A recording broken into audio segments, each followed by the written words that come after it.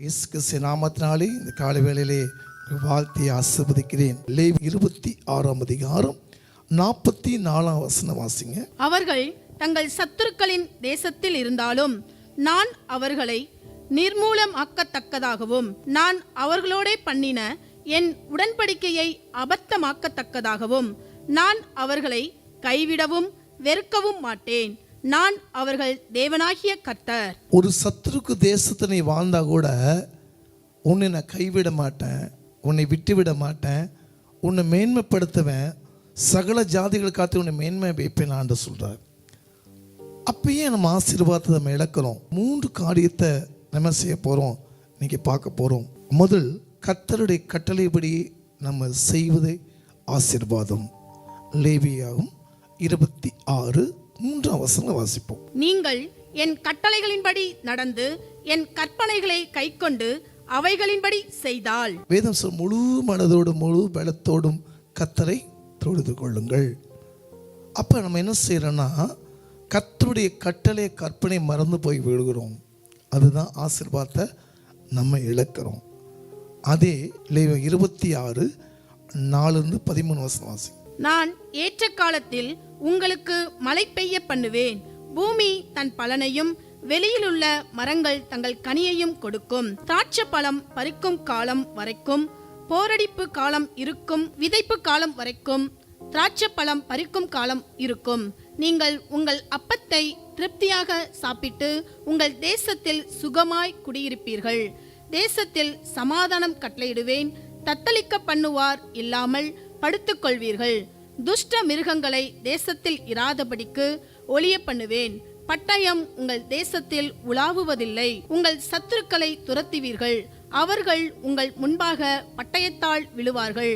உங்களில் 5 பேர் 100 பேரை துரத்துவார்கள், உங்களில் 100 பேர் 10,000 பேரை துரத்துவார்கள். உங்கள் சத்துருக்கள் உங்களுக்கு முன்பாக பட்டயத்தால் விழுவார்கள். நான் உங்கள் மேல் கண்ணோக்கமாய் இருந்து உங்களை பழுகவும் பெருகவும் பண்ணி உங்களோட என் உடன்படிக்கையை திடப்படுத்துவேன். போன வருஷத்து பழைய தானியத்தை சாப்பிட்டு புதிய தானியத்துக்கு இடமுண்டாகும்படி பழையதை விலக்குவீர்கள். உங்கள் நடுவில் என் வாசஸ்தலத்தை ஸ்தாபிப்பேன். என் ஆத்துமா உங்களை அரோசிப்பதில்லை. நான் உங்கள் நடுவிலே உலாவி உங்கள் தேவனாய் இருப்பேன். நீங்கள் என் ஜனமாய் இருப்பீர்கள். நீங்கள் எகிப்தியருக்கு அடிமைகளாய் இராதபடிக்கு நான் அவர்கள் தேசத்திலிருந்து உங்களை புறப்பட பண்ணி உங்கள் நுகத்தடிகளை முறித்து உங்களை நிமிர்ந்து நடக்க பண்ணின உங்கள் தேவனாகிய கர்த்தர். மழை இருக்கும், பாதுகாப்பு இருக்கும், கனி இருக்கும், திருப்தி இருக்கும், சமாதானம் இருக்கும், வெற்றி இருக்கும். 18 விதமான ஆசீர்வாதத்தை கர்த்தருடைய கட்டளை கீழ்ப்படிந்து வேதத்தை வாசிக்கும் போது இந்த ஆசீர்வாதம் கர்த்தர் உண்மையில் கொடுப்பா. ஆலயத்துக்கு போல ஜெபம் பண்ணல, ஒருவேளை என் பிள்ளைக்கு ஞாயிற்றுக்கிழமை அன்னைக்கு நான் என்ன பண்ண போகிறேன், என் பிள்ளை கூட இருக்க போகிறேன், என் மகனோடு இருக்குதா, அதே ஒரு விக்கிர வழிபாடு தான்.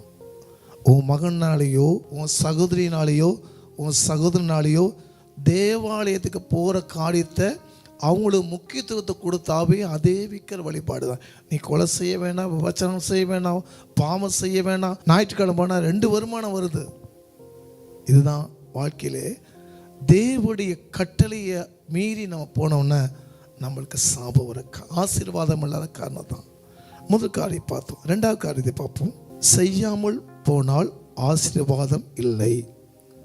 லேவியாவும் 26:14-15 வாசி. நீங்கள் எனக்கு செவி கொடாமலும் இந்த கற்பனைகள் எல்லாவற்றின்படி செய்யாமலும் என் கட்டளைகளை வெறுத்து உங்கள் ஆத்துமா என் நியாயங்களை அரோசித்து என் கற்பனைகள் எல்லாவற்றின் படியும் செய்யாதபடிக்கு என் உடன்படிக்கையை நீங்கள் மீறி போடுவீர்களாகில்.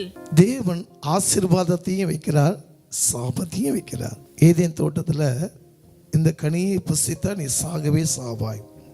கர்த்தருடைய பிள்ளைகளுக்கு நன்மை தீமை தேவன் கொடுத்திருக்கிறார். லேவியாவும் 26:15-39 வசனம் தயவு செய்து வாசிங்க. எனக்காக உங்களுக்காக என்னென்ன சாபத்தை நம்ம பெற்றுக்கொள்ளுகிறோம். 3வது காரியம், மனம் திரும்பினால் ஆசீர்வாதம் திரும்ப கிடைக்கும். லேவியா 26:41 வாசிப்போம்.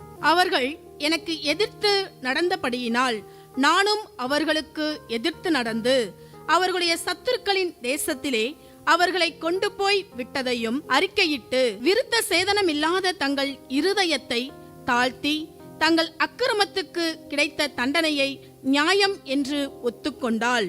பெருமை, தற்பெருமை, இது எல்லாத்தையும் மாற்றி நீ தேவ சமூகத்தில் நீ மனம் திரும்பும் போது உனக்கு பெற்ற ஆசீர்வாதங்களை தேவன் கொடுப்பா. அதே 26-44 வசனங்களை வாசிப்போம். அவர்கள் தங்கள் சத்துருக்களின் தேசத்தில் இருந்தாலும் நான் அவர்களை நிர்மூலமாக்கத்தக்கதாகவும் நான் அவர்களோட பண்ணின என் உடன்படிக்கையை அபத்தமாக்கத்தக்கதாகவும் நான் அவர்களை கைவிடவும் வெறுக்கவும் மாட்டேன். நான் அவர்கள் தேவனாகிய கர்த்தர். தேவன் சொல்லுகிறானே, சத்துருக்கு தேசத்தில் இருந்தா கூட உன்னை கைவிட பாட மாட்டேன், வெக்கப்பட்டு போட மாட்டேன், தரித்திரம் செய்ய மாட்டேன், உன்னை ஆசீர்வதிப்பேன். ஏன்னா மனம் திரும்பு ஆண்டவரே, நான் பாவியான மனுஷன், எனக்குள்ளாத எல்லா பாவக்கரை கழுவி எனக்கு சுத்த இருதயத்தை கொடுங்கன்னு சொல்லி நீ ஜெபிக்கும் போது கர்த்தர் உன்னை மேன்மைப்படுத்துவார். உன் ஆசீர்வாதம் தடையாக இருக்க இந்த 3 காரியம்தான். இந்த 3 காரியத்தை ஆசீர்வாதத்தையும் வைத்திருக்கிறார், சாபத்தையும் வைத்திருக்கிறார். எப்படி ஆசீர்வாதம் பெற்றுக்கொள்ளணும், சாபத்தை எப்படி விளக்கணும், எது இருந்தால் சாபமாக இருக்கணும், தெளிவாக ஆண்டவர் கொடுத்துருக்கிறார் உன் கையில். இன்றைக்கு இத்தனை ஆண்டுகளாக உன் ஆசீர்வாதம் வெளியே போச்சா? மனம் திரும்பு, பாவத்தை அறிக்கை செய், தேவ சமத்தை காத்துரு.